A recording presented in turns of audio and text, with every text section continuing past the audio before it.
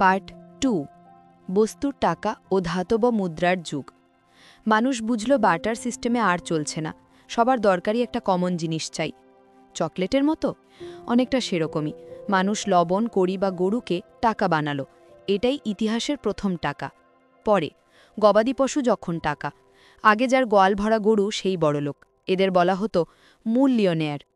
জানো তো, ক্যাপিটাল বা পুঁজি শব্দটা এসেছে ক্যাটেল বা গবাদি পশু থেকে, মানে ব্যবসার শুরুই গরু দিয়ে। পরে লবণ যখন বেতন, রোমান সৈন্যদের বেতন দেয়া হতো লবণ দিয়ে। অবাক হচ্ছ? তখন ফ্রিজ ছিল না, তাই খাবার ভালো রাখতে লবণ ছিল সোনার মতো দামি। ইংরেজি স্যালারি শব্দটা কিন্তু এই সল্ট থেকেই এসেছে। পরে কড়ি শামুক। ভারত আর চীনে একসময় টাকা ছিল ছোট শামুক বা কড়ি। শুনেছ তো, এককানা কড়িও দেব না, মানে একটা ভাঙা কড়িও না। তখন এই কড়ি দিয়েই কেনাকাটা চলত। পরে অদ্ভুত সব টাকা। পরে ফিজিতে চলত তিমির দাঁত আর তাহিতিতে বড় পাথরের চাকা। পাথর পকেটে ঢোকাবে কি করে? পকেটে নয়, ওটা বাড়ির বাইরে সাজানো থাকত। যার পাথর যত বড় সে তত ধনী। পরে এগুলোই কেন? পাথর বা কড়ি কেন? গাছের পাতা নয় কেন? কারণ পাতা তো শুকিয়ে উগে যাবে, তাই মানুষ এমন জিনিস খুঁজল যা সহজে নষ্ট হয় না, অর্থাৎ ডিউরেবল, আর যা সহজে পাওয়া যায় না। বুদ্ধিমান, তাই না? পরে মানের সমস্যা। কিন্তু সমস্যা হলো, সব গরু কি সমান?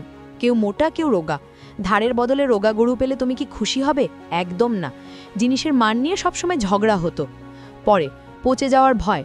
বৃষ্টিতে লবণের টাকার কি হবে? সবগুলো জল, তোমার বেতন শেষ। আবার গরুও মরে যেতে পারে। এক রাতেই তুমি ধনী থেকে গরিব, খুব রিস্কি। পরে ভারী পকেট। এক বস্তা কড়ি নিয়ে বাজারে যাওয়া কি সোজা? পকেটে ঝনঝন শব্দ আর ভারে প্যান্ট খুলে পড়ে যাবে। তাই মানুষের দরকার হলো এমন কিছু যা ছোট আর চকচকে, যেমন ধাতু বা মেটেল। পরে সোনার উপর প্রবেশ। অবশেষে মানুষ পেল সোনা আর রূপো, দারুণ চকচকে, আর 1000 বছর মাটির নিচে থাকলেও পচে না। টাকার জন্য একদম পারফেক্ট। পরে ধাতু কেন সেরা? ধাতুকে গলিয়ে ভাগ করা যায়, বড় সোনার বার গলিয়ে ছোট টুকরো করা যায়। কিন্তু গরুকে কি অর্ধেক করা যায়? না। তাই গরুর চেয়ে সোনা অনেক ভালো। পরে টাকা ওজন করা। প্রথমে মানুষ টাকা গুনত না, ওজন করত, সবজির মতো। দাদা 10 গ্রাম রূপো দিন, সবাইকে পকেটে দাড়িপাল্লা নিয়ে ঘুরতে হতো। উফ, কি ঝামেলা। পরে প্রথম মুদ্রা। প্রথম মুদ্রা হলো 600 খ্রিস্টপূর্বাব্দ। তখন রাজা অ্যালাইটিস ধাতুর ওপর নিজের সিল মোহর মেরে দিলেন। এটা ছিল রাজার গ্যারেন্টি, অর্থাৎ রাজা বলছেন ওজন ঠিক আছে, ব্যাস দাড়িপাল্লা বিদায়, এখন শুধু গুনলেই হবে, 1 2 3। পরে মুদ্রার বৈশিষ্ট্য জন্ম হলো কয়েনের। ওজন ফিক্সড, রাজার ছবি মানেই বিশ্বাস, দেখতেও দারুণ, আর হাত থেকে পড়লে শব্দটা যা হয় না, টিং টিং। পরে নিজস্ব মূল্য। কয়েনের একটা গুণ ছিল ইন্ট্রিনসিক ভ্যালু, মানে কয়েনটা গলিয়ে ফেললে ওটা সোনাই থাকবে, দাম কমবে না, আসল মূল্য ওটার ভেতরেই ছিল। পরে ব্যবসা সহজ হলো। কয়েনে ব্যবসা সহজ হলো। ভারতের মশলা রোমে বিক্রি হতো সোনায়। সোনা সবাই চেনে, সবাই ভালোবাসে। এটা হয়ে গেল ব্যবসার আন্তর্জাতিক ভাষা। পরে নিরাপত্তার সমস্যা। কিন্তু এক ব্যাগ সোনা নিয়ে ঘোরা কি নিরাপদ? ডাকাতরা সব কেড়ে নিত। বনের পথে ব্যবসায়ীদের প্রাণ নিয়ে টানাটানি শুরু হলো, খুব বিপজ্জনক। পরে মুদ্রা ক্ষয়ে যাওয়া।